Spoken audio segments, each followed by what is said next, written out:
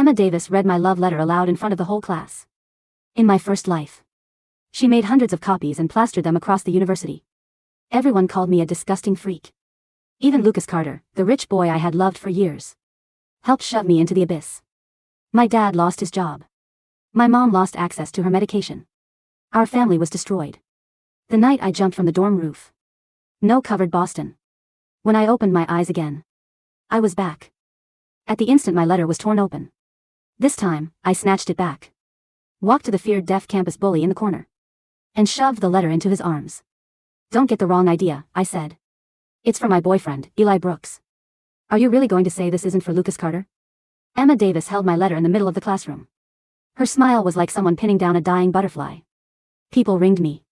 Some had their phones raised. Some covered their mouths as they laughed. I wore their contempt openly. November. Snow drifted over the lawn outside the red brick academic building. The heat was blasting, but I was cold to the bone. Like I had just been dragged out of a river. I looked down at my hands. Young, unbroken. No blood from the fall mangling my knuckles. I was alive. I had been reborn. Back on the day my love letter was exposed. My first life had begun the same way. Emma went through my backpack. And found the letter I had written to Lucas. But never dared to give him. She read it aloud, copied it and taped it to the library. The dining hall, the dorms and the subway stop. Eli Brooks likes guys. The chauffeur's kid thinks he can go after the Carter heir. Gross. Those words cut into me like blades. Lucas stood at the end of the hall. After hearing every explanation, he said only, I don't want to see him again. Then the Carters fired my dad. Without the employer health coverage, my mother had to stop taking the expensive, targeted cancer drug that kept her alive. She died on the coldest night of winter, touching my face and whispering, Eli, don't blame yourself. To pay the medical debt, my father took temporary shifts at a food processing plant near the docks. His arm was caught in a machine and he did not survive surgery. After I buried them, I climbed onto the dorm roof. The snow was falling hard. When I stepped off, the last thing I saw was the lights blazing from the Carter estate in Weston. Loving Lucas Carter had been the stupidest thing I ever did. Say something. Emma shook the letter. Aren't you always pretending you're above everyone? What, you can write it but not admit it. Little bursts of laughter ran through the room. I looked at her. Emma was famous on campus for being beautiful, honey brown curls, pale skin, blue-gray eyes. People said she looked like a movie princess. I knew how vicious she was beneath that pretty face. In my first life, Lucas rejected her confession. Then she heard someone say, I think Lucas pays more attention to Eli. From that day on, she treated me as her enemy. I used to think that if I endured it, it would pass. But yielding only taught cruel people that you deserved what they did. Emma kept reading, I've loved you for years. Every time you stand in the morning light, I feel. She dragged out the last word, shaking with laughter. I lunged forward and ripped the letter from her hand. The edge of the paper cut her finger. Emma hissed, her expression twisting. Eli Brooks, are you insane? I ignored her, clutching the letter. I pushed through the crowd toward the last row. Someone was sitting there. Noah Miller. He was asleep over his desk, a black hoodie hiding half his face. Dark bangs pressed over his brow. A tiny silver hearing aid flashed in his left ear, before his hair covered it again. He was the one person on campus nobody wanted to prove woke. During his first week, someone called him a deaf loser. The next day, that student had a broken nose and moved out of the residence hall. People said Noah was the craziest rich kid in Weston, that he had put his stepbrother in the hospital, that he liked men and had dated a parade of messy ex-boyfriends. Nobody dared test him. Only after I died did I learn every rumor was false. He had no chaotic string of exes and he was not violent by nature. His father had abused him for years. His family treated him like a scandal. And the university mistook him for a monster. When I was most desperate, was the only one who anonymously sent money to my mother's fundraiser. I stopped at his desk. The room fell silent. Noah seemed to sense my shadow and slowly raised his head. His eyes were black and cold. Old, impatient with sleep still clinging to them. Someone behind me sucked in a breath. Emma sneered. Eli. Don't tell me you're going to say that letter is for Noah Miller. I looked at Noah. He could not make out the surrounding noise. I only frowned a little and stared at the letter in my hand. I stuffed it into his arms then turned to face everyone. That's right. My voice was quiet but clear. It's for my boyfriend. Dead silence. The whole classroom seemed to freeze. Emma's smile cracked apart bit by bit. You're lying, she shrieked. Since when is Noah Miller your boyfriend? I met her eyes calmly. Do I have to report my dating life to you? Someone murmured. But Noah didn't deny it. Are they really? No wonder Eli was so calm. Emma panicked and turned to Noah. Noah Miller, say something. He lowered his gaze to the letter. He had not heard her clearly. I knew that. But he only folded the letter with deliberate care. Tucked it into his textbook and swept his eyes over the room. His gaze was mild, but it cut like a knife. Had enough. His low voice landed and nobody spoke. Noah stood. His chair scraped against the floor. He was half a head taller than I was. Broad-shouldered. Intimidating enough beside me to make the air feel thin. He looked down at me. Come on. One word. My heart kicked hard under everyone's stare. I followed him out. The hallway was cold. Wind rushed in through a half-open window carrying the smell of snow. Noah walked so fast I nearly had to jog to keep up. He did not stop until we reached an empty stairwell. Then he turned, his brows drawn low. Explain. I opened my mouth and every prepared excuse caught in my throat. Rebirth, death. My parents dying. Who would believe any of it? I pulled out a note I had prepared in advance. Only after my death did I learn that. Noah was nearly deaf in his left ear and losing hearing in his right. In a noisy place, he often could not distinguish what people said. I handed him the note. It read. I'm sorry I used you just now. Someone went through my things and wanted to ruin me with this letter. I had no other choice, so I said you were my boyfriend. Noah read it and was silent for a long time. My fingertips turned cold. Finally, he looked up. So I'm your boyfriend now? I nodded with difficulty. Fake. He looked at me. Fake boyfriend. I nodded again. The next second. He gave a low laugh. It was soft. But it sent a strange shiver through my chest. Eli Brooks, you've got nerve. I'm sorry, I said. Leaning against the wall, Noah studied me. Why are they targeting you? I pressed my lips together. Because I'm poor. Because I used to live in the staff cottage behind the Carter house. As Lucas Carter spoke to me a little more than he did to other people. Noah's eyes went cold. Lucas Carter. The name made nausea rise in my throat. In my first life, I had loved him so long. That I mistook charity for tenderness and condescension for concern. I used to like him, I said. I don't anymore. Noah stared at me. After a long moment, he asked. Then who do you like? The question came out of nowhere. I froze in the dim stairwell. His shadow fell over me like a silent net. I did not answer. Noah seemed not to care. He pulled the letter from his book and offered it back. When I reached for it, he did not let go. We each held one end of the paper. Eli. He said quietly, if you're borrowing my name, don't borrow half of it. My heart trembled. His voice was casual. But there was something dangerously serious beneath it. Starting today, if anyone asks, tell them I'm your boyfriend. If someone messes with you, tell me. He paused. But one thing. I looked at him. Noah leaned closer. His voice brushed my ear. Don't lie to me. My nose stung. All at once in my first life. I begged so many people. I begged the Carters not to fire my father. I begged the hospital not to stop my mother's medication. I begged the plant owner to compensate us for my father's death. No one listened. Now Noah had said. If someone hurts you, tell me. I blinked hard. Okay. The story spread faster than I expected. In less than an hour, the campus forum front page was full. Full of Noah's name and mind. Some people said I was crazy. Some said Emma deserved to get burned. After digging through another person's backpack. Others dragged up every half-true rumor about Noah. The comments were half afraid and half thrilled. When I shut off my phone, my hands were still shaking. Not because I feared gossip. Because I feared fate would still drag me back into the abyss. That afternoon, I went to student affairs to request a room change. The middle-aged woman who handled housing pushed up her glasses. Looked at my form, then at me, Eli. Are you sure you want to move into Noah Miller's room? I nodded. He has a two-person suite. The other bed has been empty. She hesitated. I have to remind you that he has a few conduct reports. I know you two are partners. She asked carefully. Here privacy mattered. She would not question my sexuality. She only needed to confirm the housing arrangement was safe. I lowered my eyes. Yes. My heart still stumbled on the word. She watched me then sighed. All right, I'll issue a key.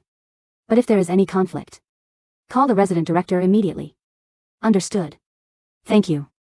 I went back to my old room to pack. Lucas sat by the window with his laptop. He wore a clean dark gray sweater. His profile as flawless as ever. I used to think even the way he typed was beautiful. Now he felt like a stranger. I did not own much. Old clothes. A few textbooks, 3-year-old laptop. And the scarf my mother had bought for me at a thrift shop. As I zipped my suitcase, Lucas finally spoke. You're moving out? Yeah. To Noah Miller's room? Yeah. His chair shoved back. He came up behind me. Eli Brooks, do you know what kind of person he is? I closed the suitcase. I do. And you're going anyway. I turned. Lucas's brows were tightly furrowed. Irritation flickered in his eyes. He had looked at me that way in my first life too. It was not love or concern. It was the discomfort of seeing something he considered his slip out of his control. Lucas. I said, where I live is none of your business. His face darkened. Are you throwing a tantrum at me? I laughed. Why would I throw a tantrum at you? His voice dropped. Was that letter really for me? The room went quiet. In my first life. I had wanted him to ask that more than anything. If he had, would have cried and admitted it all. Yes, I loved you for years. Please do not hate me now. It was ridiculous. No. His expression locked for an instant. You're lying. You're lying, Lucas said again, his voice dropping into that smooth, practiced octave he used whenever a situation refused to bend to his will. He stepped closer, blocking the doorway between my closet and the hall. 3 years in my previous life, that specific cedar and bergamot scent had made my stomach flutter with a sickening, hopeful dread.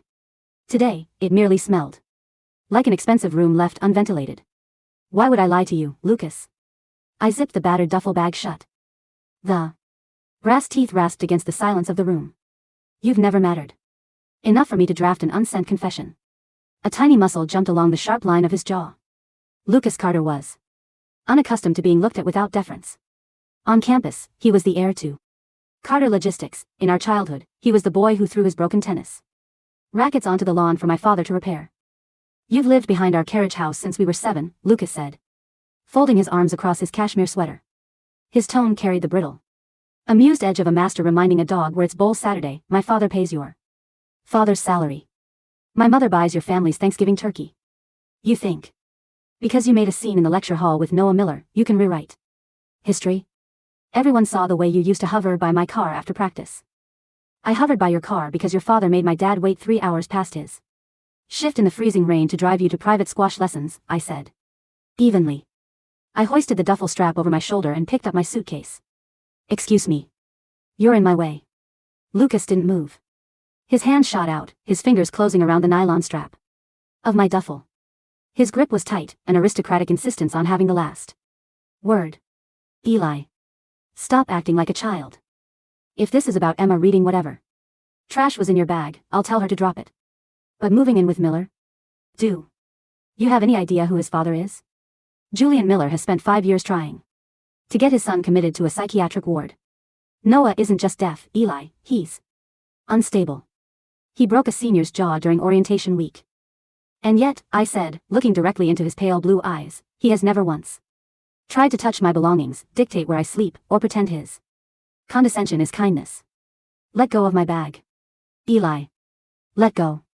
I didn't raise my voice, but the dead, hollow coldness in it made his fingers slacken. In my first life, I had never spoken to him with anything less than desperate reverence. To see me look through him, as though he were nothing more than a drafty window, unnerved him far more than any shouted insult could have. I pulled the door open and walked down the corridor without looking back. Tower Hall was the oldest dormitory on the quad, a 4-story brick fortress, where the radiators hissed like angry snakes. Noah's room was at the very end of the top floor, suite 404. When I reached the door, it stood half an inch ajar. I tapped lightly on the wood, but there was no answer. Remembering that sound wouldn't carry to him if his back was turned, I pushed the heavy oak panel open slowly so my shadow would cross the floorboards first. Noah was sitting by the wide bay window. The afternoon light cut sharp angles across his cheekbones and the dark, tousled hair brushing the collar of his charcoal thermal shirt. The silver curve of his hearing aid caught the pale winter sun. A sketchbook rested on his knees, his charcoal pencil moving across the heavy paper with deliberate, rhythmic strokes. He sensed the vibration of the door closing and glanced up. There was no surprise in his dark eyes, only that watchful, wolfish stillness. He closed the sketchbook, set it on the low radiator cover, and stood. He was tall. His shoulders broad under the knit fabric, carrying the lean, wiry tension of Someone who had spent his entire adolescence waiting for a blow to fall. "You actually came," he said. His voice was naturally gravelly, slightly flat in its cadence, the subtle vocal signature of someone whose hearing had degraded during puberty, though he still enunciated each syllable with precision. I set my suitcase down near the spare bed. "The housing director said you signed the roommate approval form 20 minutes ago." Noah leaned against the window frame, sliding his hands into his pockets. "I figured if you were going to use my name as a shield against Emma Davis and the Carter brat, you'd need somewhere to sleep where they couldn't kick your door in." I pulled out a small line notepad from my pocket, a habit I had formed the moment I decided to approach him, and uncapped a black gel pen. "I won't be a burden," I wrote quickly, holding it up for him to see. "I cook. I keep things clean. I wake up early and leave quietly. If your family causes you trouble because I'm here, tell me immediately and I'll find another place." Noah looked from the paper to my face. A slow, faint smirk tugged at the left corner of his mouth, not mocking, but wry, like someone finding an unexpected stray cat on his porch. "Put the pad away, Eli," he said quietly, crossing the room until he was standing just 2 feet away. Up close, I could smell clean cedar soap and the sharp tang of graphite. My right ear still picks up 60% with the aid. "If you're facing me and don't mumble. And if it gets noisy," I read lips. "You don't have to treat me like glass." My chest tightened. In the previous timeline, the university rumors had painted him as a violent lunatic who smashed furniture and hated the world. No one had ever bothered to learn that his sudden outbursts were almost always provoked by classmates sneaking up behind his bad ear to mock him, or his half-brother staging deliberate humiliations to prove Noah was unfit to inherit the Miller estate. "I don't think you're glass," I said, keeping my face turned toward his line of sight so he could see my lips clearly. "I think you're the only person on this campus who doesn't owe the Carters anything." Noah studied me for a long time. His gaze dropped briefly to the small scar on my thumb, where the edge of the letter had sliced my skin earlier that morning, before returning to my eyes. "The Carters own half the logistics contracts in New England," Noah said. "Your father drives their chairman. If Lucas tells his father you humiliated him today, your dad won't have a job by Friday." "I know," I said. The memory of my mother shivering in the hospice ward because our insurance vanished overnight flashed behind my eyes like an open wound. "That's why I have to get him out before they can fire him." Noah's eyes narrowed slightly, intrigued. "How?" "Lucas's uncle runs the shipping division in South Boston," I said, my voice steady with a knowledge bought by my own grave. "He hates Lucas's father. In 3 days, the regional transport tender opens. If my dad isn't working for the main house, he can't be used as leverage." Noah tilted his head, the silver casing of his hearing aid winking in the dusk. "You talk like someone who's already watched the whole house burn down." "Maybe I have," I said. Noah didn't press. He simply turned toward the empty wooden desk on the right side of the room, tapped the polished surface twice with his knuckles, and said, "The left drawer's stick. Don't touch the fuse box in the closet, it sparks if the heater runs too long. Welcome to 404, Brooks." That night, the snow in Boston began in earnest. It fell in thick, silent flakes against the fourth-floor glass, blurring the street lamps on Commonwealth Avenue into soft halos of gold. Inside Suite 404. The radiator clanked steadily, sending up waves of dry heat. I woke up at 3 in the morning, my throat parched and my heart hammering against my ribs, the lingering ghost of the drop from the roof. For a terrifying 3 seconds, I felt the cold air whistling past my ears, the sensation of terminal velocity, the pavement rushing up to meet my skull. I gasped, sitting bolt upright in the dark. Across the narrow room, a small reading lamp clicked on with a soft snap. Noah was awake. He was sitting on the edge of his mattress, his hearing aid resting on the nightstand beside a glass of water, meaning he was currently in near total silence. He didn't speak. He just looked at me through the dim amber light, watching the ragged rise and fall of my chest. He reached over, picked up a pen from his nightstand, scribbled something on the corner of a notebook, and tore it off. He tossed it lightly onto my blanket. I unfolded the paper with trembling fingers. "Nightmares don't kill you twice. Breathe." I stared at the short line of handwriting. It was sharp, aggressive, slanted to the right.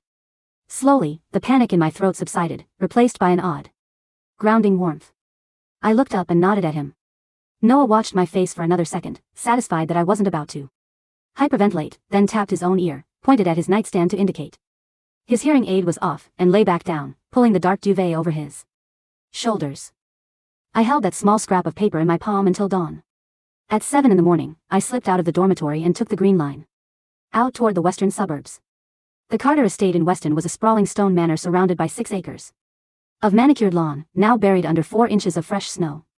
Behind the main garage stood the old carriage house, a 2-story brick outbuilding converted into living quarters for the estate's domestic staff. When I pushed the kitchen door open, the familiar smell of toasted rye bread and boiled chicory coffee washed over me. Eli? My mother, Martha, turned from the stove. She looked so young, her cheeks still carrying a faint flush of life, her hair tied back in a neat brown bun. She hadn't yet lost 40 pounds to the aggressive stage 4 lymphoma that would be diagnosed in 4 months. Her hands didn't yet shake when she held a teacup. The sight of her hit me like a physical blow. My vision blurred instantly with hot tears. Eli, sweetheart, what are you doing home on a Wednesday? She wiped her hands on her apron, hurrying over to press her palm against my cheek. You're freezing. Did something happen at the college? I caught her wrist, holding her warm hand against my face, breathing in the scent of lemon soap and flour. Nothing's wrong, Mom. I missed you. My father, Arthur Brooks, stepped into the kitchen from the back hallway, wearing his pressed black chauffeur's uniform. He was a quiet, broad-shouldered man with deep laugh lines around his eyes and calloused palms from 30 years of honest labor. You look exhausted, son, Arthur said, pouring a cup of black coffee from the pot. Lucas's mother mentioned you had some disagreement at school yesterday. Mr. Carter called down to the garage this morning to ask if everything was all right with your tuition grant. A cold anger settled into my marrow. Lucas had already run to his parents. The Carters never threatened you with violence, they threatened you with your livelihood, wrapping their malice in polite, aristocratic concern. Dad, I said, sitting down at the wooden table. I need you to listen to me carefully. You have to resign from the Carter estate by Friday. Arthur paused, the coffee pot hovering in midair. He looked at me, bewildered. Resign? Eli, what are you talking about? Mr. Carter pays a full salary and covers our family health insurance. Your mother's routine scans at Mass General are covered under their executive group plan. Where would we go? To his brother, Marcus Carter, I said. Arthur frowned. Marcus? The black sheep? He runs the independent harbor freight docks. He and Mr. Carter haven't spoken in 6 years. Marcus won the municipal port contract yesterday, I said, leaning forward, my voice dropping to a low, urgent murmur. The news won't be in the papers until Friday afternoon. He needs 12 experienced logistics drivers and a fleet supervisor he can trust. He's offering a union pension, independent Blue Cross insurance that doesn't depend on the whims of a single family, and a signing bonus. Arthur stared at me. How could you possibly know about a municipal port contract before the press release? A friend in the urban planning department, I lied smoothly. Dad, if you stay here, Mr. Carter is going to cut your health coverage the moment Lucas decides. He doesn't like me anymore. They don't see us as human beings. We are fixtures in their garage. Please. Go see Marcus today. Tell him you want to manage his dispatch. My father looked at my mother, then back at me. In the past, I had been meek, desperate to please, terrified of making waves. But the boy sitting in front of them now had the steady, uncompromising gaze of someone who had already seen the bottom of an open grave. Arthur, my mother said softly, placing a gentle hand on my father's shoulder. Look at Eli's eyes. He isn't making up stories. Let's look at Marcus's offer. Arthur took a deep breath, looking down at his worn, honest hands. If Marcus really has the municipal contract, I'll go to the harbor office this afternoon. Relief flooded through me so violently my knees felt weak. Step 1 was set. The chain that bound my family's survival to the Carters' mercy was beginning to crack. By the time I returned to campus at noon, the university forum had metastasized. Emma Davis had not taken my dismissal quietly. Unable to prove the letter was meant for Lucas without making herself look like a petty stalker, she had pivoted to a smear campaign.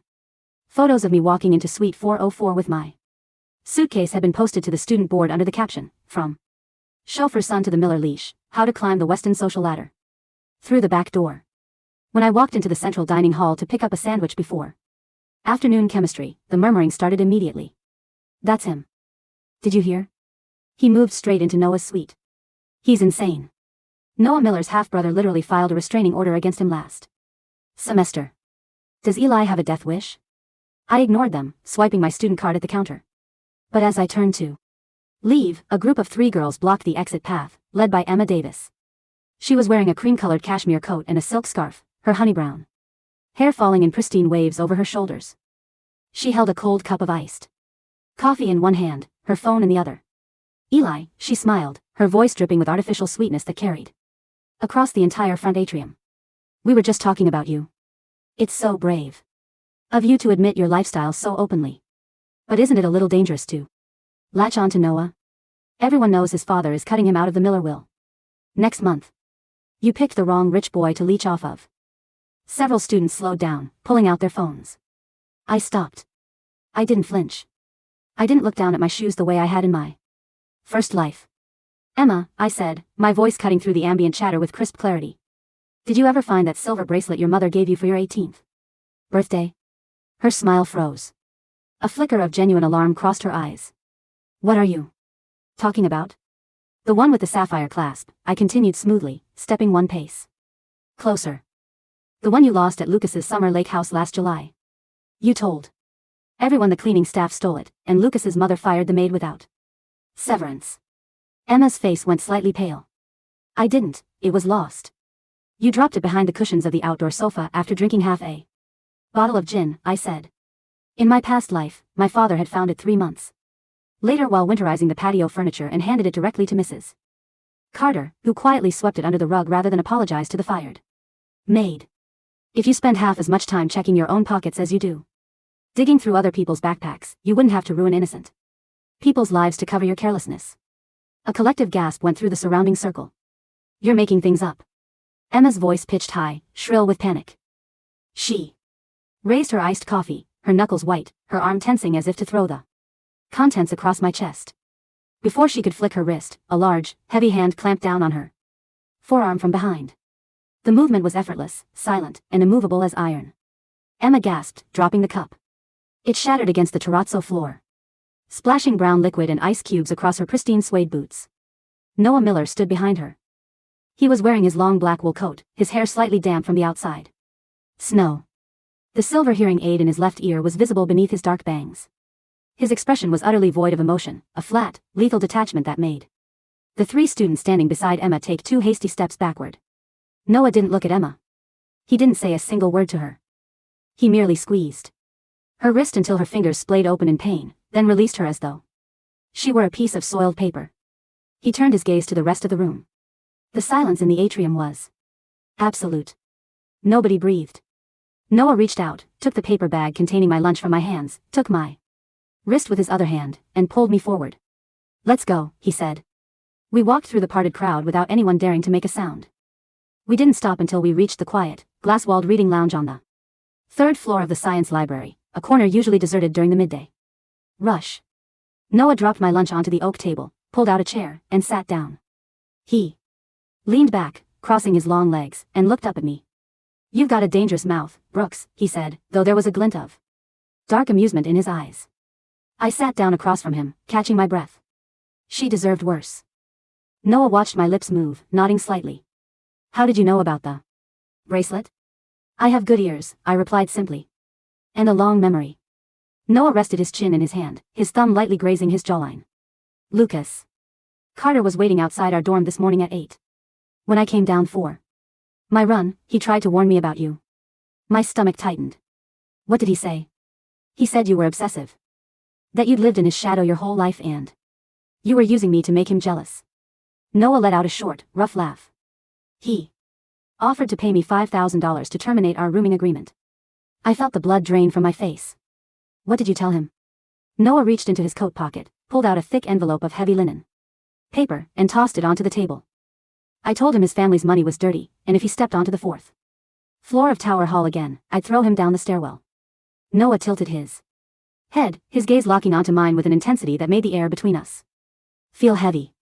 Then I went by the registrar's office. That's an application for the undergraduate grant in biomedical acoustics. My laboratory needs a junior research assistant. It pays $1,200 a month and comes with full tuition exemption if we publish. I stared at the document on the table. The Miller Foundation funded the acoustic engineering wing of the university. This wasn't a fake relationship favor, it was a lifeline of academic independence. Noah, why are you helping me like this? I asked, keeping my words slow and distinct. You don't know me. Yesterday, I was just a stranger who used your name to survive a classroom scandal. Noah was quiet for a moment. He reached up, adjusting the volume wheel on his silver hearing aid, his eyes drifting toward the window where the snow was dusting the Charles River. 3 months ago, Noah said, his voice dropping low, my father came to my apartment in Weston. He brought 2 private security guards and a psychiatrist. With a pre-signed commitment order. He wanted me declared mentally incompetent. So my stepbrother could take over the family trust. My chest ached. I knew this part of his life from the posthumous news articles. After my death, I fought my way out of the house, Noah continued, his voice devoid of self-pity, completely dry and hard. I had blood on my shirt and a dislocated shoulder. I walked 5 miles in the rain to the campus clinic. The only person who saw me sitting on the curb by the commuter rail, the only person who didn't run away or pull out a camera to post on the forum, was you. I blinked, stunned. Me? You were carrying 2 grocery bags from the discount market, Noah said, looking directly into my eyes. You didn't know who I was. My hearing aid had been smashed in the fight, so I couldn't hear what you were saying. But you sat on the wet curb beside me, handed me a clean handkerchief to stop the bleeding on my forehead, and waited 20 minutes until the campus ambulance arrived. Then you walked away before anyone asked for your name. He leaned forward, tapping the research grant application with a single finger. You don't remember, because to you it was just basic decency. But in my world, Brooks, basic decency is rarer than gold. So don't ask me why I'm helping you. We're even. My vision blurred. In my previous life, I had forgotten that small act on a rainy October night. I had been so consumed with Lucas's demands, so exhausted by my mother's early symptoms, that helping a bleeding stranger on a curb had slipped from my mind. And yet, that tiny seed of unnoticed kindness had survived the winter of my death, blossoming here, in my second life, as an impenetrable shield. Thank you, I said, my lips trembling slightly. Noah held my gaze for 3 seconds, then stood up, sliding his hands back into his coat pockets. Eat your sandwich. We have acoustics lab at 2. By Friday afternoon, the tectonic plates under the Weston elite shifted violently. My father called me at 4 o'clock from a harbor diner in South Boston. His voice, usually weighed down by years of subservience, sounded light, almost breathless. Eli, you were right, Arthur said over the receiver. Marcus Carter signed the city port contract at noon. He hired me on the spot as head of fleet transport. Starting Monday, I'm on the city union registry. We get full family medical coverage through Mass General starting the 1st of the month. I already handed my resignation to the main house. How did Mr. Carter take it? I asked, leaning against the cold brick of the dorm archway. Arthur let out a dry, incredulous chuckle. He thought I was bluffing. He told me I'd never find another job in Massachusetts. When I showed him Marcus's signed employment contract, his face went completely gray. Eli, we're free of them. We're free, Dad, I whispered. When I hung up, a profound weight lifted from my lungs. The primary tragedy of my past life, my mother losing her targeted cancer therapy because of my father's sudden firing, was officially dismantled. Even if the cancer appeared on her spring scans, we had the union health plan. She would be treated. She would live. The timeline was breaking. And I was the one holding the hammer. That evening, the annual Winter Benefactors Gala was held in the Grand Ballroom of the Harvard Club on Commonwealth Avenue. Because the Miller Foundation was a founding sponsor of the university's new sensory science building, Noah had been sent an official invitation.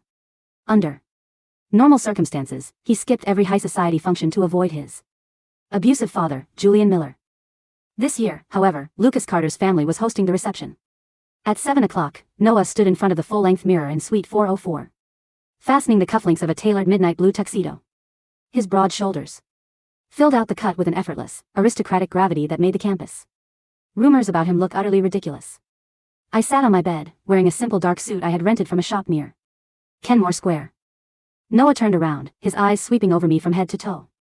He frowned slightly, walked over to his dresser, and picked up a silver tie clip set with a tiny, raw sapphire.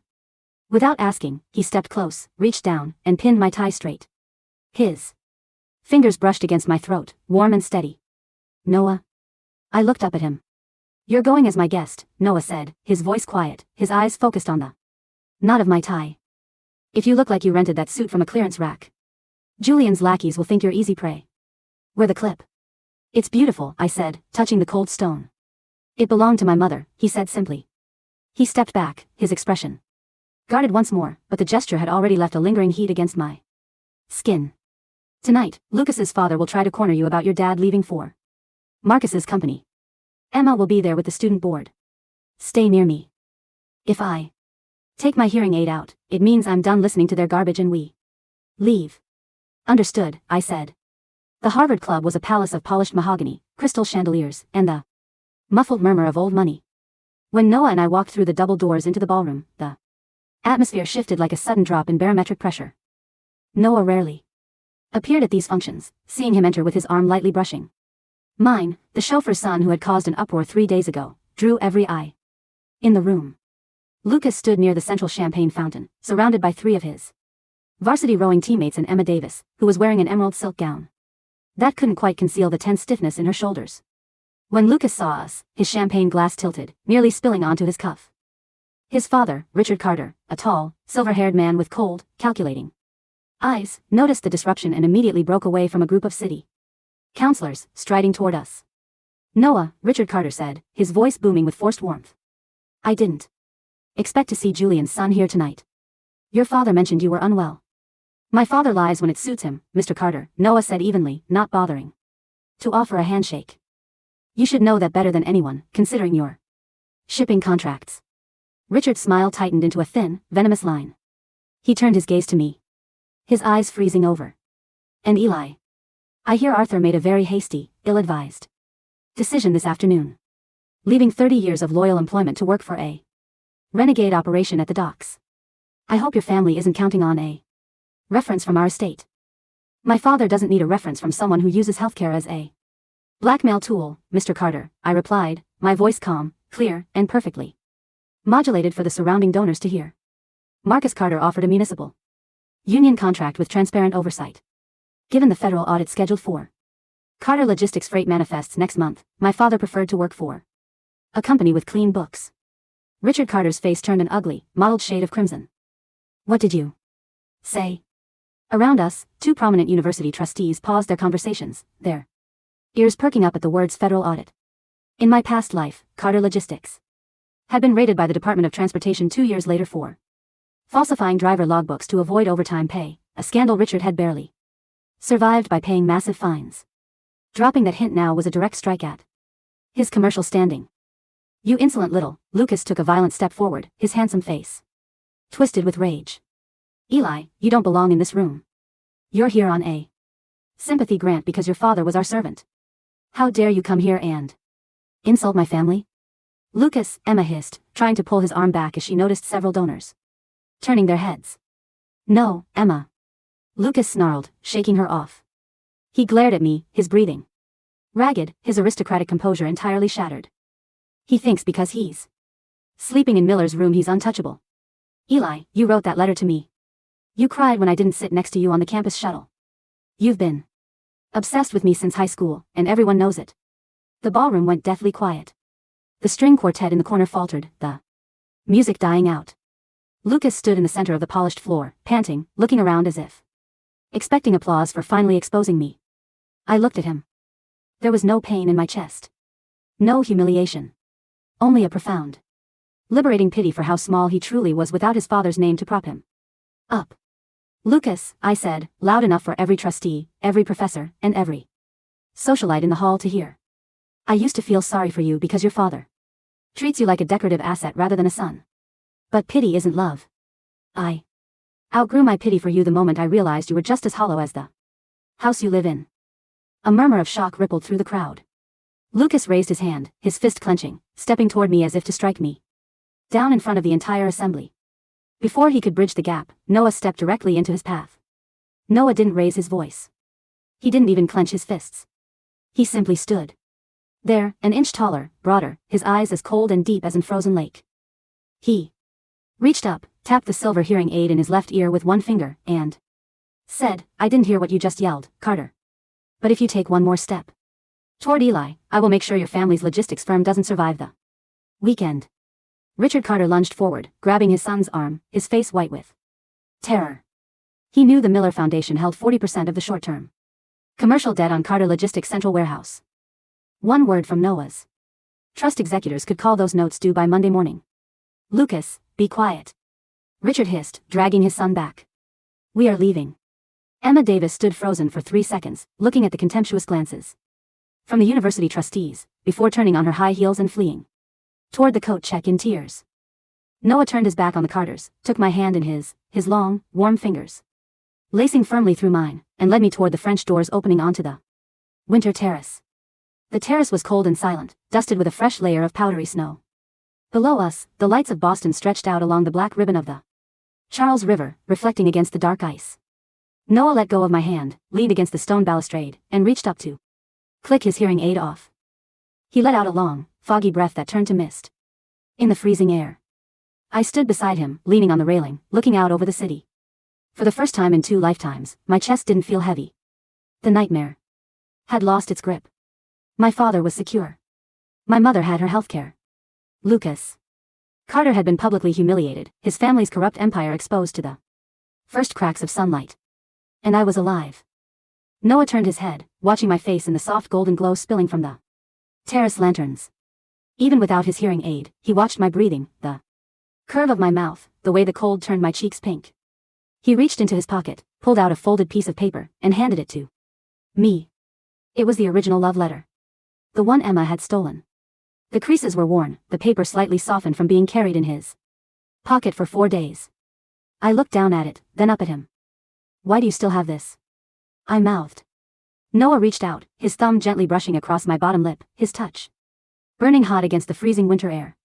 You told everyone in that classroom this letter was for your boyfriend, Noah said, his low voice vibrating with a quiet, undeniable certainty. I read it. You wrote, every time you stand in the morning light, I feel like the world isn't entirely broken. My heart kicked against my ribs with an intensity that had nothing to do with fear. Lucas Carter never stood in the morning light, Noah said softly, stepping closer until his coat brushed against mine, shielding me from the river wind. He was always hiding behind his father's shadow. But every morning in 4:04, when the sun comes through that bay window, you watch me wake up. Don't think I haven't noticed. My throat tightened. Noah. I don't care who you wrote it for in the past, Eli, Noah said, his dark eyes fierce, protective, and completely unguarded for the first time.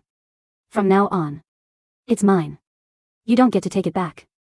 He leaned down, tilting his head, and pressed his lips against mine. The kiss was slow, deep, and steady, tasting of winter air and the warmth of someone who had fought through his own darkness just to stand beside me in the cold. All the terror of the rooftop, all the bitter tears of my first life, melted away under the firm pressure of his mouth. When he pulled back, his forehead rested against mine, his breath mingling with mine in the dark. Are you cold? He murmured. No, I said, smiling for the first time in years. Not anymore. By April, the snow along the Commonwealth Avenue Mall had dissolved into green shoots of crocuses and pale pink magnolia blossoms. The changes in our lives came not as a sudden miracle, but as the steady, relentless triumph of hard work and justice. With the information I had quietly provided through anonymous tips to the State Transport Commission, Carter Logistics was placed under comprehensive federal oversight. Richard Carter was forced to step down from the University Board of Trustees to manage the mounting civil penalties. Lucas Carter's social standing collapsed entirely. Unable to endure the whispers in the dining halls and the loss of his family's unquestioned supremacy, he transferred to a small private college in upstate New York before the spring semester concluded. Emma Davis was formally censured by the Student Conduct Committee for academic harassment and theft of private property, losing her sorority presidency and fading into irrelevance at the edges of the campus. My father thrived at Marcus Carter's Port Authority. Within 4 months, he was promoted to General Fleet Dispatcher, earning more than he ever had in 30 years of serving the main house. And in late March, when my mother went in for her routine screening at Mass General, the doctors caught the very first abnormal cellular changes in her lymphatic system, months before they could develop into late-stage tumors. With the top-tier union medical coverage, she began targeted immunotherapy. Immediately, walking out of the clinic after 3 weeks with a clean prognosis and a full remission. On the day she was discharged, my parents hosted a Sunday dinner at their new house in Watertown, a bright, sunlit bungalow with a wide front porch and a garden full of blooming daffodils. Noah sat at our kitchen table, wearing a simple navy crew neck, helping my mother shell fresh peas into a ceramic bowl. Over the winter, my mother had insisted on learning basic fingerspelling and home signs, her hands moving with patient, clumsy affection as she communicated with him. Noah, who had grown up in a house where his disability was treated as a shameful defect, smiled with an open, relaxed warmth that made him look younger, freer, and infinitely happier. "Arthur," my mother called out, smiling at Noah. "Tell Noah he's eating dinner here every Sunday until graduation. The dormitory food is making him too thin." Noah caught her lips moving, laughed softly, and signed back, "Only if you make the apple tart again, Mrs. Brooks." My father clapped Noah on the shoulder, handing him a glass of fresh cider, their laughter filling the warm kitchen. I stood by the screen door, watching them, my heart overflowing with a peace so profound it felt like a holy thing. That evening, Noah and I walked along the Charles River Esplanade. The sunset was painting the Boston skyline in shades of apricot and lavender, the water rippling with gold beneath the Longfellow Bridge. Noah walked on my left, his new digital hearing aid, fitted through the acoustics grant we had successfully secured, allowing him to catch the rustle of the new leaves and the sound of my laughter. He reached down, taking my hand, his fingers tangling naturally with mine. "What are you thinking about?" he asked, glancing down at me. "I was thinking about the rooftop," I said honestly, looking out over the water, where the rowers were pulling their shells toward the boathouse. About how I used to think the only way out was to disappear. Noah stopped walking. He pulled me around to face him, his hands resting on my hips, his dark eyes reflecting the fading sunlight. "You didn't disappear, Eli," he said, his voice deep and steady, filled with a quiet reverence. "You came back. You tore the bad script apart and wrote something better." "We wrote it," I corrected softly. Noah smiled, leaning down to brush his lips against mine in the sweet spring twilight. "Then let's keep writing." Above us, the bells of the university chapel chimed the hour, clear, resonant, and full of life, echoing across the river into a future that was finally beautifully our own.